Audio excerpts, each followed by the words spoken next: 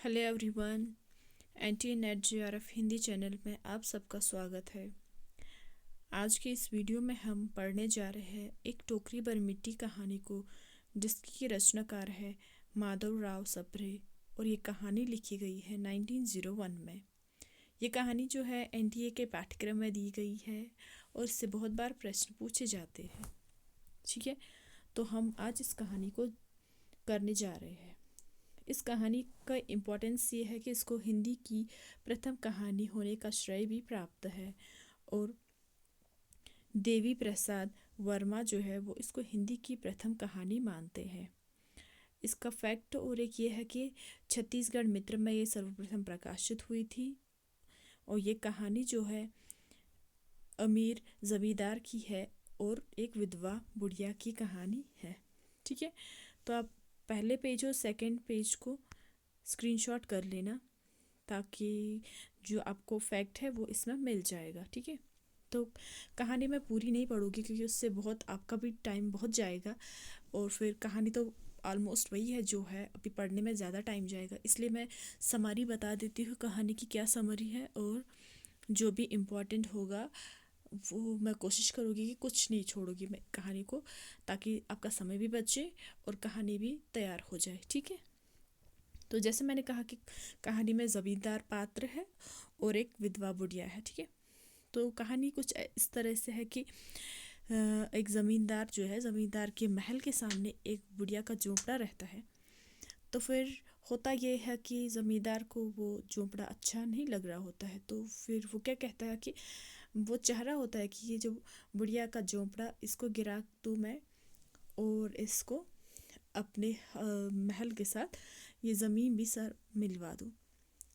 तो फिर वो बुढ़िया से तो बहुत बार कहता है कि झोंपड़ा हटा दे अपना, हटा दे अपना, लेकिन बुढ़िया नहीं मानती है क्योंकि इस विधवा का जो रहता है, इसका प्रिय पति इस झोपड़ी में रहता था जो कि अब मर चुका है। उसका पोता बेटा जो कि वो भी मर गया होता है, वो भी इसी झोपड़ी में रहता था मतलब। तो फिर वो सारे लोग उसको मर गए होते हैं। अब इसकी सिर्फ रहती है एक कन्या, मतलब एक पोती रहती है और एक ये बुढ़िया रहती है इस झोपड़ी में। तो वो उसकी भी इच्छा ये रहती है कि अभी कुछ ऐसा हो जाए कि बुढ़िया की मतलब कि झोपड़ी में ही हम लोग भी मतलब कि अंतिम समय तक इसी झोपड़ी में रहे। ओवेस्टली जैसे सबको होता है, अपनी चीज़ सबको प्यारी होती है और जब यादें जुड़ी होती है तो फिर कोई नहीं छोड़ना चाहता है। तो फिर वही इस विधवा के साथ भी है, लेकिन जमींदार के सामने तो सिर्फ झोंपड़ा था। तो फिर वो उसको कहता है कि हटा दे, हटा दे, इस झोंपड़े को हटा दो, लेकिन वो मना कर देती है। ठीक है, तो फिर होता ये है कि वो नहीं मानती है। तो फिर आपको पता है अमीरों के चोंचले क्या रहते हैं, तो फिर वो वकील कर लेता है, उनको पैसे वगैरह खिला के सब कानून वानून का बदलवा के फिर झोपड़ा अपने अंडर में ले लेता है। तो फिर उसको जो बेचारी विधवा थी वो तो एक तो अनाथ थी, गरीब भी थी, उसके पास कुछ चारा नहीं था, तो फिर सामना नहीं कर पाई। तो फिर वो कहीं आस पड़ोस में रहने लगी। ठीक है, अब फिर कुछ टाइम हो जाता है तो ज़मींदार देखता है कि बुढ़िया उसकी झोपड़े में है। तो फिर वो जाता है वहाँ, उसको देख के उसको गुस्सा आता है कि करने क्या आई है। तो वो गिड़गिड़ा कर कहती है कि साहब अब तो ये झोपड़ा आपका है, अब ये हमारा झोपड़ा नहीं है। लेकिन अब मेरी जो पोती है वो खाना खाना नहीं मान रही है। वो क्या कह रही है कि अपने झोपड़ी में हम खाना खाएंगे, वहीं पे रोटी खाओगी, नहीं तो नहीं खाओगी।